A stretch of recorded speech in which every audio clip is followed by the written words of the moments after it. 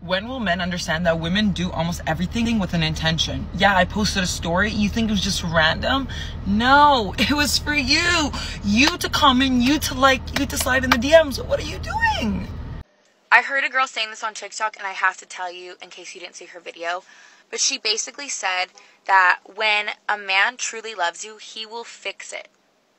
Like, there's no such thing as like, oh, that sucks, or oh, sorry, babe. You don't feel good, he's like, what can I get for you? What can I do for you? What can I send you? What can I make you? Like, your tires popped, he's like, let me come get the car, let me help you fix your tire. Or, like, he's gonna take it to somebody to fix, you know what I mean? Like, he's never gonna, like, leave you stranded or leave you in a position where he can't help you in some type of way.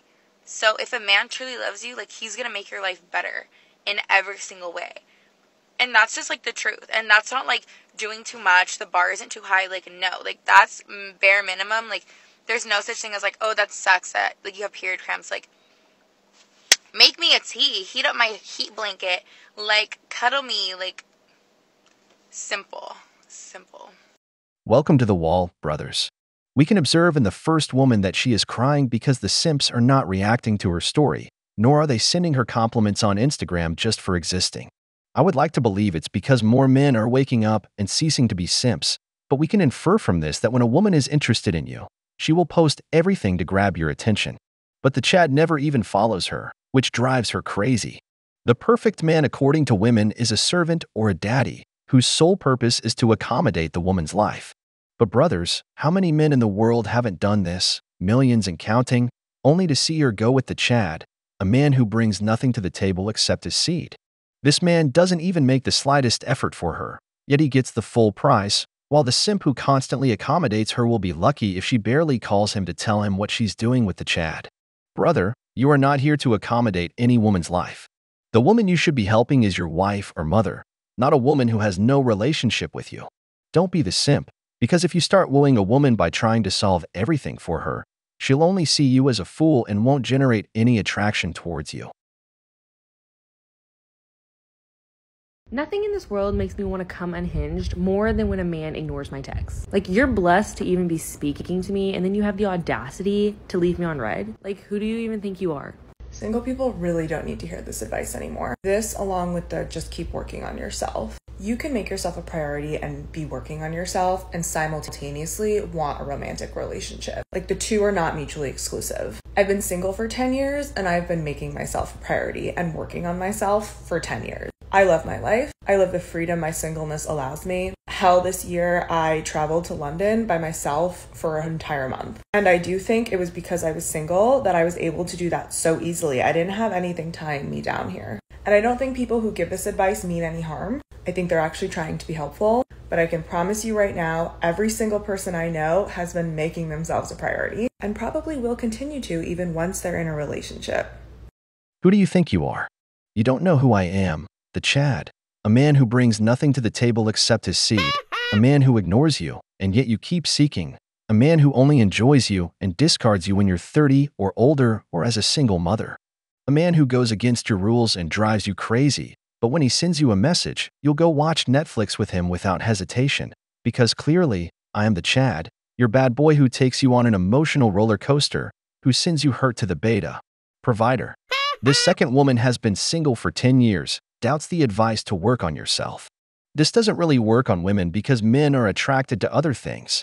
But for men, this advice is beneficial because improving oneself means improving physical appearance, enhancing finances, reading more seduction books to improve game, upgrading wardrobe, which is better if in good physical condition, increasing income. In short, becoming a better man, the kind every woman wants but can't have because you choose who you want by your side. For women, no matter how much they improve, it doesn't matter as much if they're in their 30s hitting the wall because men aren't concerned about your financial future. We just want to know if you're wife material, if you'll take care of me, if there's a chance of having healthy children with you, if you can help with my life goals.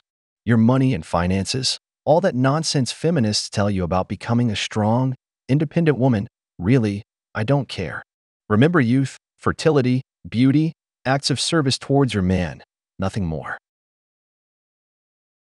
Okay, I need to know if this resonates with you. I was supposed to get married earlier this year, and I called the wedding off 2 weeks before because I felt this insane, intuitive sense that it was not the right thing for me to do. It took a lot of courage. It took a lot of bravery. The wedding was already planned in Italy. It was like destination, giant 5-day wedding, huge thing.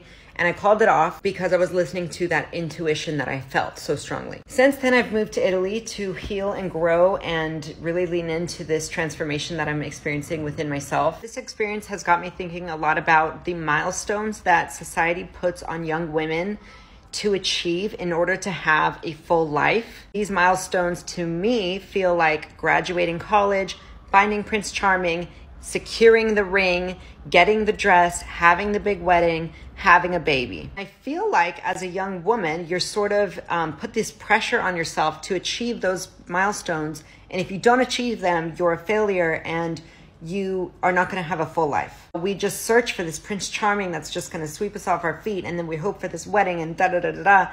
And once we get those things, we end up being severely unhappy because we're not listening to our intuition and following the path that we should really be on. Why aren't the milestones more like discovering who you really actually are, not based on some pressure put onto you by the world we live in? Why isn't it like hiking Mount Kilimanjaro or whatever? Like it could be whatever you want it to be. That's the whole point in life, is to follow your heart and do what you want to do, not what society makes you think you have to do. So for me, I am throwing away all of these societal milestones that I felt like up until this point I needed to achieve.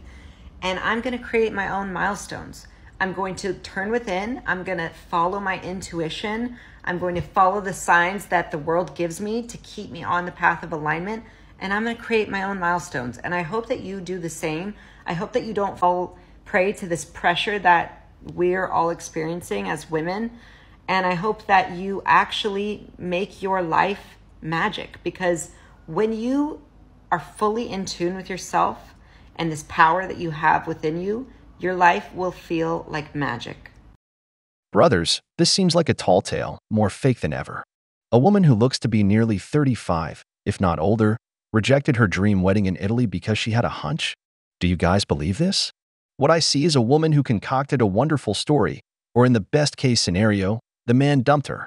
Now that she won't get him, she's coming up with a discourse from the rainbow-haired movement, where society oppresses you as a woman, suggesting that following the path of being a wife and mother will only make you unhappy, when according to her story, that's what she was looking for.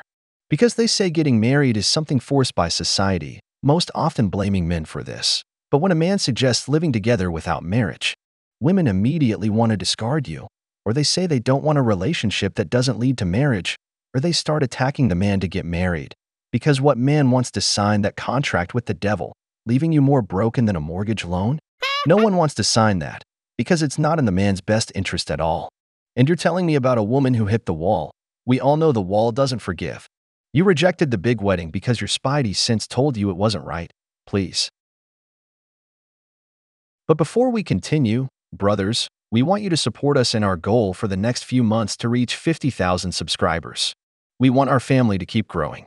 So please help us by subscribing and liking the video, since this helps YouTube recommend our content more. Don't forget to leave your comments. So please stay tuned, because this is where the video gets exciting. I was at a friend's 30th today and I was talking to her dad and he was saying, Lani, I just don't know how you're single. And I was like, Rob, you're telling me. Either do I. And he was like, well, you are a bit intimidating. And this is my most hated thing that I ever hear, because when you guys will meet me in real life, you will see I am one of the nicest people in the entire world. And I was like, what do you mean? Am I not one of the most approachable people you've ever met? And he was like, yeah, but like, I don't know, you're still intimidating. Admittedly, I'm 5'10". I got a lot of ass. I think my stature could potentially be intimidating if someone is a short king. But other than that, I don't think there's anything intimidating about me. I'm confident.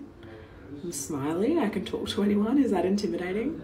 Anyways, we went back and forth about it. And I was like, do you know what? Maybe I am intimidating to weak men. And they're not the type of men that I want anyway. So whoever's listening to this, because I know I'm not the only female in the entire world that gets told this, Are you intimidating or are they intimidated? And if they're intimidated, then they're a weak little bitch that you don't want to be with anyway, so it's fine. Here's to intimidating women. May we be them, may we raise them. Brothers, if this keeps up, you'll see women in a few years approaching men themselves. It's not that you're intimidating, it's that men are taking their own path. Many simply abandon dating. This father didn't want to be cruel to his daughter by not hurting her feelings, but he knows she's hit the wall, that she should lower her standards because the wall doesn't forgive. Surely the father saw that she has high masculine energy. He wanted to tell her to lower her standards to see if she could give me a granddaughter. Because no one wants to see their daughter as an old maid, especially hitting the wall at 30. Because we all know the wall doesn't forgive, even her dad. The statistics say that by 2030, 45% will be single brothers. I believe it will be more. Every day we see women showcasing their single life of travels, big concerts, and a fabulous life. But remember two things, that happens only a few days of the year, even just one day. They enjoy 10 days a year, they spend 355 days in sadness. Just notice that they always mention ages like 30, 35, and by 40, here comes the tearful video. It's like it's become a little instruction booklet they're sold on how they end up single and hitting the wall, because the wall doesn't forgive. So, quick PSA, the monster that you saw at the end of the relationship is who they are. Genuine people remain kind even at the end of relationships. Truly kind, respectful, and genuine people remain that way at the end of relationships because that's their core. That's who you are. You care about the impact you have on others. If there's cruelty and abuse shown at the end of the relationship, that's because the beginning person that you met at the beginning of the relationship, that kind person, that was the manipulation. And you're finally meeting the real human being because they no longer could get anything from you. I can only laugh at this. Do you know how many men are deceived by women who sell them the idea of being a good wife? We only see their change in attitude once they get the ring because they put on a whole act of being a good woman until they get the ring. Because many don't want to be a good wife. They just want to show off a fancy ring to say they're married. They're like, if the ring is cheap, they don't want to get married. So, you ask yourself, what are they really looking for? To be with me or an Instagram-worthy wedding? If you think it's a lie, just look at how many millionaire men fell into this trap without a prenup. You'll realize that for every stupid millionaire man who got married, a new empowered millionaire woman was born. Coincidence? Clearly not.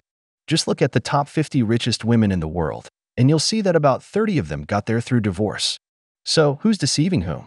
Who's the one saying, I'll love you for life in their marriage vows, but then asks for a divorce within 5 years? It's not said that 80% of divorces are initiated by women for no reason. So, with the woman you see at the beginning of the wedding, believe me, she's not the one you'll end up with. We've reached the end of the video, but before we go, the questions are for you. How was your partner before the relationship, and how did she become in the end? Do you believe in that woman's wedding story? If you enjoyed the video, make sure to give it a thumbs up, subscribe to the channel, and hit the notification bell. Your support means the world to us and motivates us to create more content. Stay tuned for the next exciting video from The Wall.